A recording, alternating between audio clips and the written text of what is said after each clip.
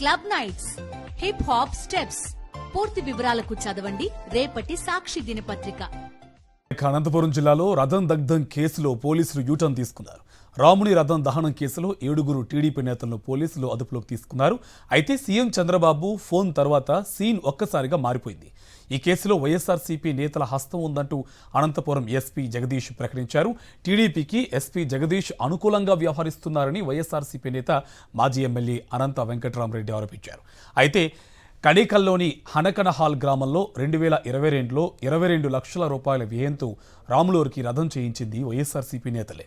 Chandrababu ఆదేశాలతోనే SP Jagadish YSRCP నాయకులపై అభండాలు వేస్తున్నారని అనంత వెంకట్రామరెడ్డి ఆగ్రహం వ్యక్తం చేశారు.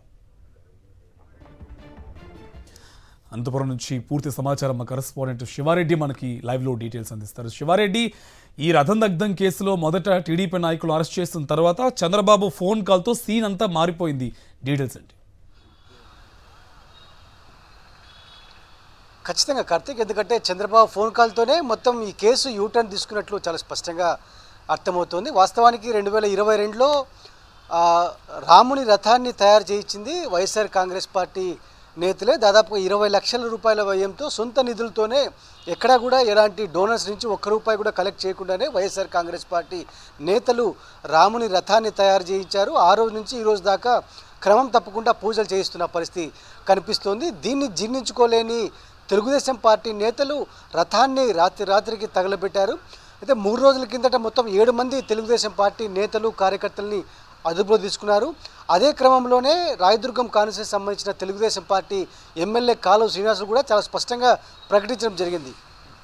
రథం దగ్ధం కేసులో రాజకీయాల ప్రమేయం లేదు, ఇది కేవలం వ్యక్తిగత కక్షలతోనే జరిగిందని చాలా స్పష్టంగా ఎమ్మెల్యే కాలువ శ్రీనివాసులు వ్యాఖ్యానించడం జరిగింది. ఎందుకంటే తెలుగుదేశం పార్టీ నేతలు కార్యకర్తలపైన కేసులు నమోదు చేస్తారనే ఉద్దేశంతోనే ఆయన ఆ విధంగా కామెంట్ చేసినట్లు ఇప్పుడు అనుమానాలు వ్యక్తమవుతున్న పరిస్థితి కనిపిస్తుంది. అయితే నిన్న ఏదైతే మొన్న రాత్రి ముఖ్యమంత్రి చంద్రబాబు పేషి నుంచి ఫోన్ కాల్ రావడం, అదేవిధంగా ఎస్పీ ఆగమేఘాల మీద మీడియా సమావేశాన్ని నిర్వహించడం, అదేవిధంగా వైఎస్ఆర్ కాంగ్రెస్ పార్టీ నేత ఈశ్వర్రెడ్డి ప్రమేయం ఉన్నట్లు ఆయన ప్రకటించారు. అయితే ఈశ్వర్రెడ్డి వాస్తవానికి వైఎస్ఆర్ కాంగ్రెస్ పార్టీలో లేరు. గత ఎన్నికల సమయంలోనే తెలుగుదేశం పార్టీకి మద్దతు ఇచ్చారు. కాలువ శ్రీనివాసులు విజయం కోసం కృషి చేశారని రాయదుర్గం వైఎస్ఆర్ కాంగ్రెస్ పార్టీ నేతలు కూడా ఆరోపిస్తున్న పరిస్థితి కనిపిస్తోంది.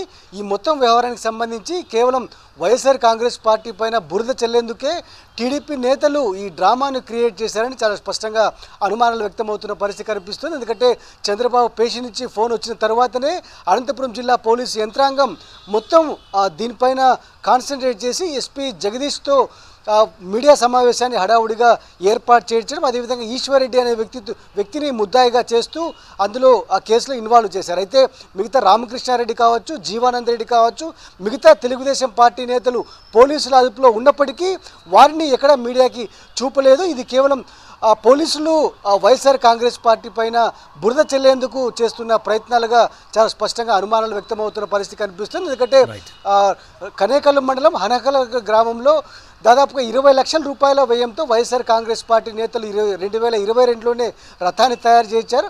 ఆ రోజు చేయించిన రథాన్ని ఈరోజు దహనం చేయించడం వెనుక ఖచ్చితంగా ప్రత్యర్థుల ప్రమేయం ఉంటుందన్న అనుమానాలు అయితే వ్యక్తమవుతున్నాయి. ఆ దిశగా పోలీసులు ఇన్వెస్టిగేషన్ అయితే చేయలేదు. ప్రస్తుతానికి తెలుగుదేశం పార్టీ నేతలు అదుపులో ఉన్నప్పటికీ ఎలాంటి వివరాలు వెల్లడించకపోవడం పూర్తి స్థాయిలో అనుమానాలకు దారితీస్తుంది. అందుకే వైఎస్ఆర్ కాంగ్రెస్ పార్టీ జిల్లా అధ్యక్షుడు మాజీ ఎమ్మెల్యే అనంత వెంకటరామరెడ్డి కూడా చాలా స్పష్టంగా పేర్కొనడం జరిగింది. ఇది ముమ్మాటికి చంద్రబాబు డైరెక్షన్లోనే జరుగుతోంది. ఖచ్చితంగా ఎస్పీ జగదీష్ తెలుగుదేశం పార్టీకి ఊడిగం చేస్తున్నారని చాలా స్పష్టంగా ఘాటుగా ఆరోపించిన పరిస్థితి కనిపిస్తోంది. Karthik, thank you Sivareddy.